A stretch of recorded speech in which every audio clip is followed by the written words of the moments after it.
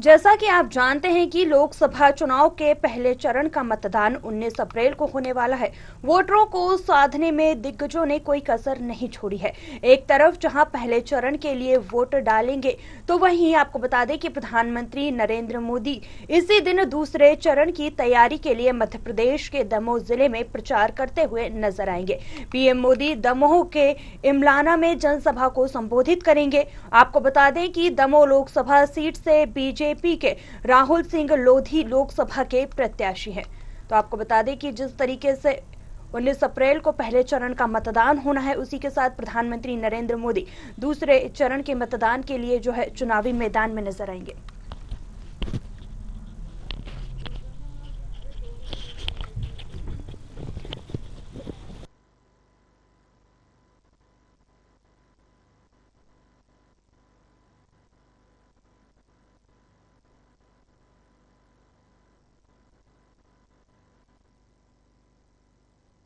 है जहां आपको बता दें कि पहले चरण में 19 अप्रैल को मतदान होना है, इसको लेकर जो है पूरी तैयारियां कर ली गई हैं। इसी के साथ दूसरे चरण के मतदान के लिए भी जो है प्रधानमंत्री नरेंद्र मोदी चुनावी मैदान में उतरते हुए नजर आएंगे। चुनाव से पहले चरण का मतदान 19 अप्रैल को होने वाला है। वोटरों को साधने में दिग्गजों ने कोई कसर नहीं छोड़ी है। एक तरफ जहां पहले चरण के लिए लोग वोट डालेंगे, तो वहीं प्रधानमंत्री नरेंद्र मोदी इसी दिन दूसरे चरण की तैयारियों के लिए मध्य प्रदेश के दमोह जिले में प्रचार करते हुए नजर आएंगे।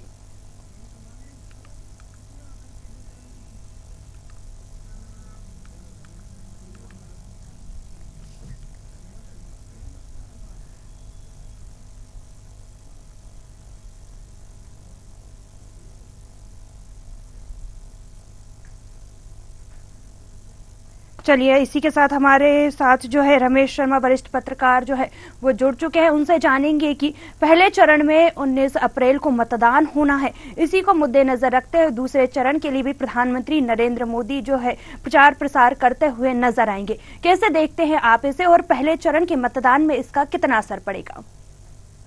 मोटे तौर पर पहले चरण में जहां जिन 6 सीटों पर मध्य प्रदेश में मतदान होना है उनका प्रचार थम गया है। अब लेकिन दूसरे चरण में जिन सीटों पर चुनाव होना है, मोदी जी वहां पर सभाएं करने वाले हैं। इसमें कोई शक नहीं कि भारतीय जनता पार्टी के नेता मोदी जी, अमित शाह और दूसरे सारे के सारे लोग और संगठन इस बार बिल्कुल भी 1% भी जोखिम नहीं उठाना चाह रहा। वो पूरी ताकत के साथ वो लगे हुए हैं। कई बार किसी भी पार्टी को ओवर कॉन्फिडेंस में जो नुकसान होता है, इसके उदाहरण दोनों पार्टियों में है, कांग्रेस में भी है और भाजपा में भी है। तो भाजपा अपने पिछले सारे अनुभवों को ध्यान में रख करके इस बार के लोकसभा चुनाव में कोई भी जोखिम नहीं उठा रही। तो पहले चरण के मतदान की तैयारी पूरी होने के साथ साथ प्रधानमंत्री अब दूसरे चरण की तैयारी में जुट गए हैं। तो स्वाभाविक रूप है प्रधानमंत्री का दौरा जो कल का मध्य प्रदेश में होगा, उसका कहीं ना कहीं वातावरण मीडिया के थ्रू, क्योंकि आजकल मीडिया बहुत जागरूक है, सोशल मीडिया भी है, तो उसके थ्रू थोड़ा बहुत प्रभाव तो पड़ेगा। तो कुल मिलाकर के एक भाजपा अपने प्रति एक अनुकूल वातावरण बनाने के लिए पूरी ताकत के साथ इस बार मैदान में है। जी, आपने बताया कि इसका असर जो है पहले चरण के फेज में भी देखने को मिलेगा और उस पर भी पड़ेगा। तो वहीं अगर बात की जाए तो किस तरीके का माहौल दिख रहा है लोकसभा चुनाव को लेकर? प्रथम चरण में जो है 19 तारीख को मतदान होना है। देखिए, प्रथम चरण में जो 19 तारीख को मतदान होना है, क्योंकि देश भर की 102 सीटें हैं, तो अलग अलग प्रांतों में इसको हम अलग अलग तरीके से मान सकते हैं। मध्य प्रदेश की जिन सीटों पर प्रथम चरण में मतदान होना है, उन स्थानों में भाजपा कहीं ना कहीं प्रचार की दृष्टि से, रणनीति की दृष्टि से दूसरे कांग्रेस से और दूसरे दलों से एक कदम आगे 6 सीट पर तो दिख रही है। आगे मतदान का प्रतिशत कैसे रहता है, मतदाता किसको पसंद करता है, इस पर परिणाम निर्भर करेगा। लेकिन रणनीति की दृष्टि से, तैयारी की दृष्टि से, प्रचार की दृष्टि से, आम सभाओं की दृष्टि से और वोटर को आकर्षित करने की दृष्टि से भाजपा इन 6 सीट पर एक कदम तो कांग्रेस से आगे दिख रही है। जी,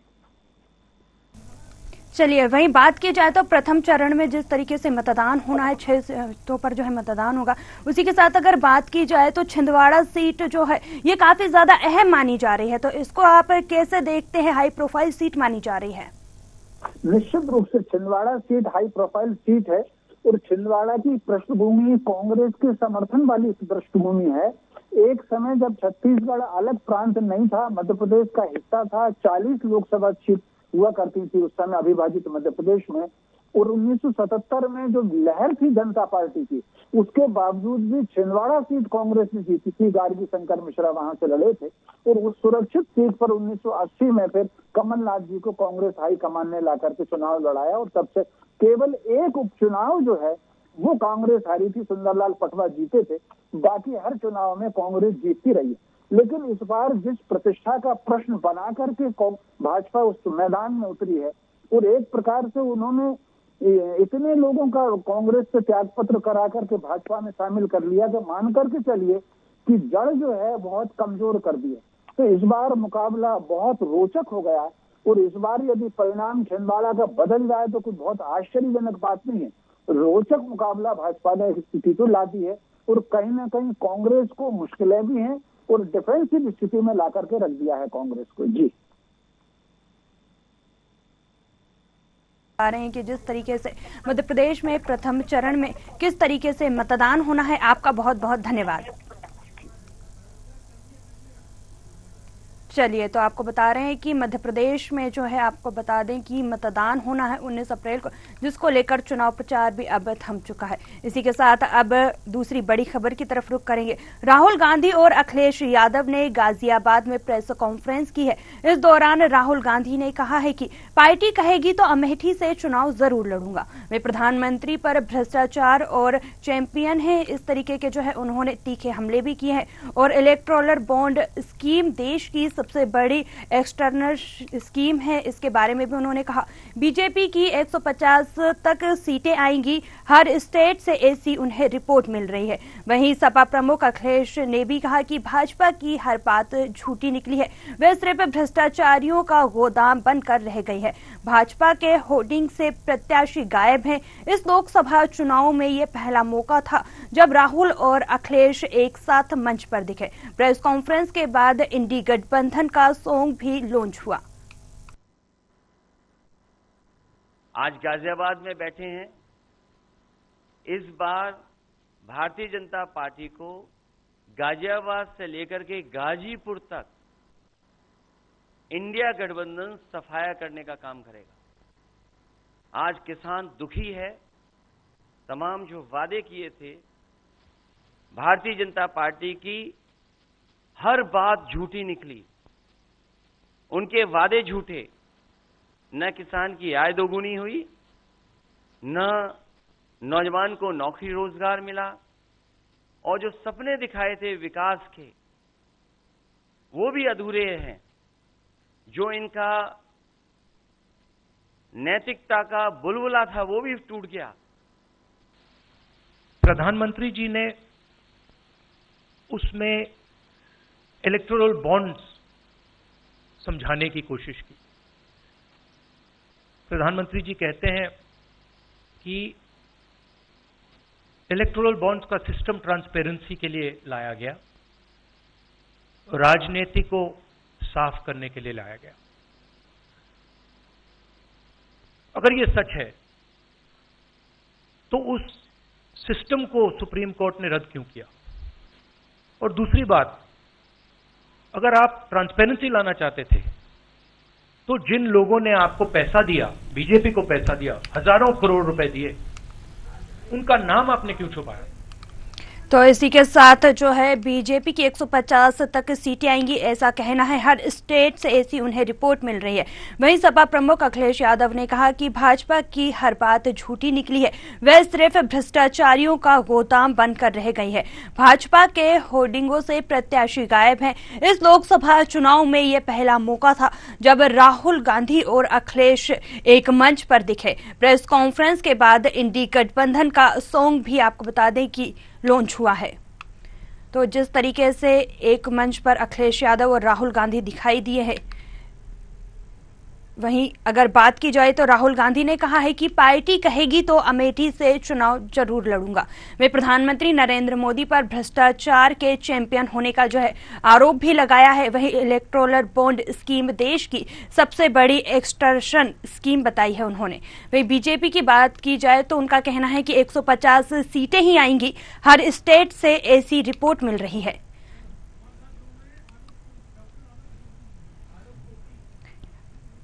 चलिए, इसी के साथ हमारे साथ जो है डॉक्टर आलोक सोती जी जुड़ गए हैं, उनसे जानने की कोशिश करेंगे कि जिस तरीके से राहुल गांधी और अखिलेश यादव एक साथ मंच पर दिखाई दिए हैं, इसका कितना असर पड़ सकता है?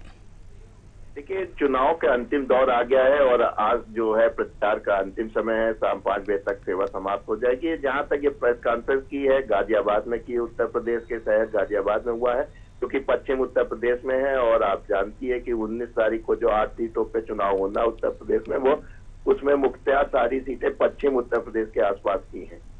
ऐसे में राहुल जी ने 3 बातों को सामने रखा है। उन्होंने कहा बेरोजगारी है, महंगाई और भागीदारी। भागीदारी का मतलब था उनका वही जातिगत जनगणना से था कि उनके सारे जो संप्रदाय है, सारे जो जातिगत लोग हैं, उनको उतना अभी तक नहीं मिल पाया है जितना उनका योगदान है या जनसंख्या में जितना योगदान है। वहीं अखिलेश जी ने कुछ अपनी गणित लगा के बताया कि जो है करीब 2.5 लाख वोट जो है प्रत्येक लोकसभा से बीजेपी के अलग हुए। लेकिन ये सब बातें जो थी वो प्रेस कॉन्फ्रेंस में थी। जो अंतिम पायदान पे रजाक और ननकौ खड़े हैं, जो असली वोटर्स है, हिंदुस्तान का जो लोकतंत्र का झंडा जो उठाए हुए हैं, उन तक ये बात का पहुंच पाना हमको बड़ा मुश्किल लगता है, या इस बात को समझ पाना उनके लिए बड़ा मुश्किल रहता है। तो 2019 से जो मतदाताओं ने अपना मन बना रखा है, हमें लगता है कि उसमें कोई बड़ा परिवर्तन आता हुआ नजर नहीं आ रहा है और बीजेपी जो है इस बार भी अपने लक्ष्य को प्राप्त करने में उसको कोई बड़ी कठिनाई नहीं आनी चाहिए, क्योंकि जिस तरीके से जमीन पर विपक्ष के द्वारा या इंडिया गठबंधन के द्वारा जो काम होना था वो अभी तक नहीं हो पाया। आप इससे सोचिए कि लोग कांग्रेस की 2 महत्वपूर्ण सीटें हैं, एक अमेठी से और एक रायबरेली से, वहां से आज तक अभी तक कोई प्रत्याशी घोषित नहीं हो पाया। तो आप सिंसियरिटी देख सकती हैं विपक्ष की, और इस तरीके की प्रेस कॉन्फ्रेंस से हमें नहीं लगता है कि वोटर्स पर कोई असर पड़ने वाला है।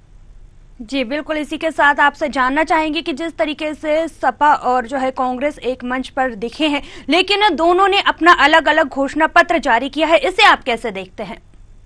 जी हाँ, बिल्कुल सही आप कह रही हैं कि जब एक गठबंधन हुआ है तो कम से कम एक मिनिमम कॉमन प्रोग्राम्स तो होना चाहिए। वो भी नहीं हुआ। सब लोग अपनी अपनी डपली, अपनी अपना राग अलाप रहे हैं। तो आप खुद समझ सकते हैं कि इसमें कितना कोहेरेंस होगा, कितना गठबंधन में जो है कितना मजबूत गठबंधन होगा। इस बात से आपको साफ उजागर होता है कि दोनों के जो घोषणा पत्र है वो उसमें काफी डिफरेंसेस हैं और बड़े इंटरेस्टिंग भी है। कोई कहता है कि हम आरक्षण इतने % देंगे, कोई कहता है इतने देंगे, कोई समंजस दिखाई नहीं पड़ता है। तो कुल मिला के हमको लग रहा है इसे रस्म अदायगी होती है विपक्ष की, वो नजर आ रही है उत्तर प्रदेश के चुनाव में। और जिस तरीके से बीजेपी ने अग्रेसिव तरीके से किया, प्रधानमंत्री ने कई दौरे किए, मुख्यमंत्री मुख्यतः आप देखें इन क्षेत्रों में जहां पे चुनाव होना है 19 अप्रैल को वहां पे एक नहीं अनेक बार दौरे कर चुके हैं। और ग्रास रूट लेवल पे जिस तरीके से बीजेपी और उनके RSS जो दल है जो कि नॉन पॉलिटिकल है, उनको इस तरीके की जो मदद करता है चुनाव के समय वो सक्रिय नजर आ रहा है। तो इस तरीके की स्थिति को देखते हुए कहीं भी विपक्ष जो है नजर नहीं आ रहा है, विशेषकर शहरी क्षेत्रों में पश्चिम उत्तर प्रदेश में। बिल्कुल, बात की जाए तो जिस तरीके से राहुल गांधी ने कहा कि अगर पार्टी कहेगी तो अमेठी से चुनाव जरूर लड़ेंगे, तो क्या लगता है आपको? देखिए, अभी तक तो डिसाइड नहीं कर पाए और आप देख रहे हैं नामांकन की भी तिथि जो है दूसरे तीसरे चरण की भी समाप्त होती चली जा रही है। अभी भी वो पार्टी का आदेश कर रहे हैं और बड़ी हास्यास्पद लगती है कि जो खड़के साहब हैं वो कहते हैं हाई कमान, जबकि वो खुद ही अध्यक्ष है, हाई कमान का जो है इंतजार करते हैं। तो इस समय आप समझ सकते हैं कि कांग्रेस की स्थिति क्या है।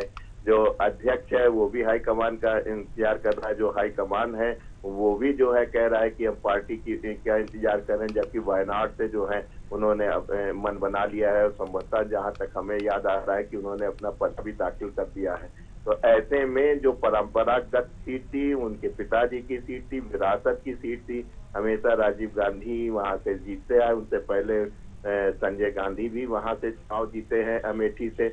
ऐसे में राहुल गांधी का स्मृति ईरानी से पिछली बार चुनाव हारना और अब तक उसके नामांकन के लिए वहां ना जाना, अपने स्थान को बदलना, कांग्रेस की स्थिति जो है उत्तर प्रदेश में बड़ी दयनीय हो गई है और किसी प्रकार का उनके पास जो है संगठन अब बचा नजर नहीं आ रहा है। और ऐसे में जितना ही विलंब कर रहे हैं विशेषकर अमेठी और रायबरेली की सीटों को लेके, उतना ही कांग्रेस के लिए जो है बैकफुट पे जाने वाली बात नजर आ रही है। जी आलोक जी, आपका बहुत बहुत धन्यवाद। तो खबर आपको बता रहे थे, जिस तरीके से आपको बता दें कि कांग्रेस और सपा एक साथ जो है चुनावी मैदान में नजर आई है, जिस तरीके से एक साथ जो है मंच पर आकर उन्होंने जो है घोषणाएं की है, प्रेस कॉन्फ्रेंस की है। इस मौके पर आपको बता दें कि राहुल और अखिलेश एक साथ मंच पर भी दिखाई दिए। वहीं प्रेस कॉन्फ्रेंस के बाद इंडी गठबंधन का सॉन्ग भी लॉन्च हुआ। चलिए अब बढ़ते हैं अगली बड़ी और तीसरी खबर की ओर। लोकसभा चुनाव के ऐलान के बाद कांग्रेस महासचिव प्रियंका गांधी वाड्रा ने यूपी का पहला रोड शो सहारनपुर में किया है। खुली जीप में उनके साथ कांग्रेस प्रत्याशी आपको बता दें कि इमरान मसूद भी मौजूद रहे। प्रियंका गांधी ने कहा है कि मोदी का ध्यान गरीबों की तरफ नहीं है, धन्ना सेठों की तरफ है। कांग्रेस नेता प्रियंका गांधी वाड्रा ने कहा है कि या तो उन्होंने कुछ गड़बड़ पहले से ही कर रखी है, इनको पता है कि इन्हें 400 पार मिलने वाले हैं। अगर देश में ऐसा चुनाव हो जिसमें ईवीएम में कोई गड़बड़ ना हो तो दावे के साथ कह सकती हूं कि यह 180 से ज्यादा सीटें नहीं ले सकते, उससे भी कम सीटें जो हैं उन्हें मिलेंगी। कह रहे हैं 370। हाँ यार, 370 अच्छा या तो इन्होंने कुछ गड़बड़ पहले से कर रखी है कि इनको मालूम है कि हमें 400 मिलने वाले हैं, है कि नहीं? नहीं तो इस तरह ज्योतिषी की तरह कैसे कह सकते हैं कि क्या मिल रहा है। हम इतना कह सकते हैं कि अगर इस देश में आज के दिन ऐसा चुनाव हो जिसमें कोई गड़बड़ी नहीं हो, जिसमें ईवीएम में कोई गड़बड़ी नहीं है, तो मैं दावे के साथ कह सकती हूँ ये 180 से ज्यादा सीट नहीं ले सकते, उससे भी कम लेंगे।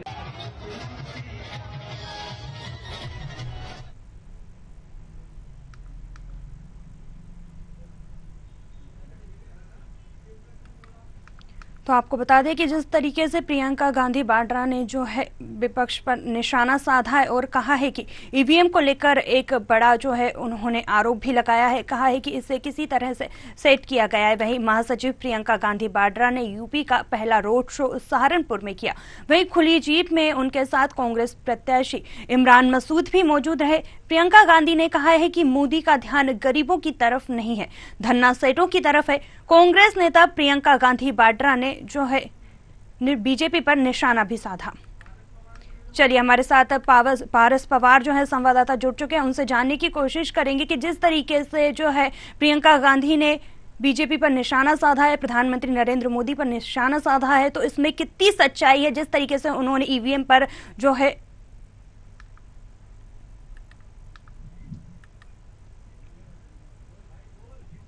जी पारस आप तक आवाज पहुंच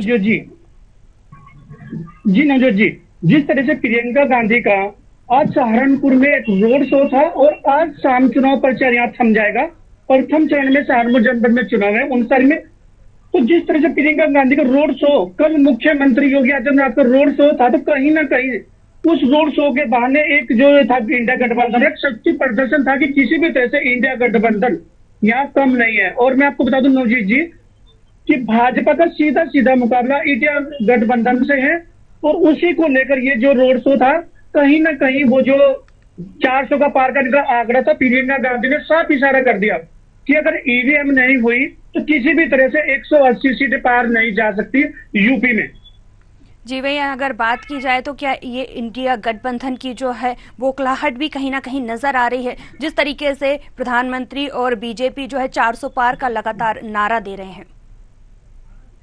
जी नवजोत जी, बिल्कुल। जिस तरह से योगी आदित्यनाथ का कल विशाल रोड शो सहारनपुर में था, उससे कहीं न कहीं विपक्ष की नींद उड़ गई। साथ ही साथ किसी तरह से उस रोड शो को कब ना आका जाए, तो उसी के उसमें आज प्रियंका गांधी का जो रोड शो था, तो कहीं ना कहीं उसको चुनौती देने का एक रोड शो था। लेकिन साफ शब्दों में अगर देखा जाए तो बीजेपी मजबूत, जिस तरह से योगी आदित्यनाथ के 4-20 दिन में दौरे और लगातार वो बता रहे कि इस बार 400 के पार, तो इंडिया जो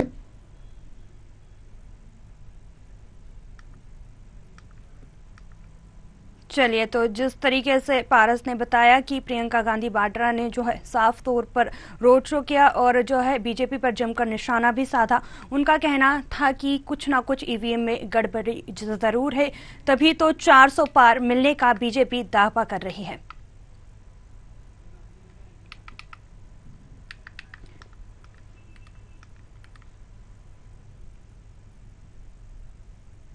चलिए अब बढ़ते हैं अगली चौथी बड़ी खबर की ओर। आपको बता दें कि वेस्ट यूपी का पीलीभीत, इसकी सरहद नेपाल बॉर्डर से सटी हुई है। चुनाव में जॉब, एजुकेशन, इंफ्रास्ट्रक्चर और जैसे लोकल मुद्दे हावी रहते हैं।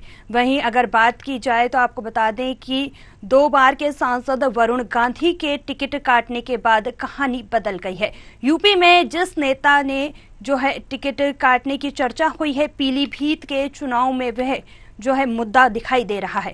वहीं कद्दावर चेहरे की तलाश में भाजपा ने कैबिनेट मंत्री जितिन प्रसाद को जो है कैंडिडेट बनाया है। आपको बता दें कि वह 3 बार से लगातार चुनाव हारते आ रहे हैं, इसलिए भाजपा ने पीलीभीत में पूरी ताकत झोंक दी है। मोदी जी की बात की जाए या फिर योगी खुद कैंपिंग में जो है नजर आ रहे हैं। 3 बार योगी पीलीभीत आए। दूसरी तरफ जो है जितिन प्रसाद को सपा कैंडिडेट भगवत सरंग गंगवार ने भी जो है बाहरी कैंडिडेट बताया है। अखिलेश यादव ने भी पीलीभीत की जनता के सामने वरुण का जिक्र किया है। इस सियासी फाइट में बसपा भी पीछे नहीं है। 15 अप्रैल को मायावती ने जनसभा की। इसके दौरान दलित पॉलिटिकल के जरिए जो है सियासी माहौल गरमा दिया है उन्होंने। तो जिस तरीके से देख सकते हैं अपार जन समर्थन मिल रहा है। माननीय प्रधानमंत्री जी के 10 वर्ष का जो कार्यकाल रहा है, उनकी योजनाएं रही और जो लाभ जनता को धरातल तक पहुंचा है, तो उसी का परिणाम है कि जो अपार जन समर्थन मिल रहा है और पीलीभीत जनता का पूरा आशीर्वाद मिलेगा और कमल का फूल प्रचंड बहुमत से खिलेगा। क्या सीट का मार्जिन रहेगा इस बार? अब मार्जिन तो मैं आपके ऊपर छोड़ता हूँ, इतना मैं कह सकता हूँ ऐतिहासिक विजयश्री होगी। आपको बता दें कि भाजपा ने पीलीभीत में पूरी ताकत झोंक दी है। मोदी योगी खुद कैंपेनिंग के लिए पहुंचे हैं। 3 बार योगी पीलीभीत आए। दूसरी तरफ जो है जितिन प्रसाद को सपा कैंडिडेट ने जो है बाहरी कैंडिडेट बताया है। वहीं अखिलेश यादव ने भी पीलीभीत की जनता के सामने वरुण का जिक्र किया था। इस सियासी फाइट में बसपा भी पीछे नहीं है। चलिए इसी के साथ 4 बड़ी खबरों में फिलहाल इतना ही। मुझे दीजिए इजाजत। नमस्कार।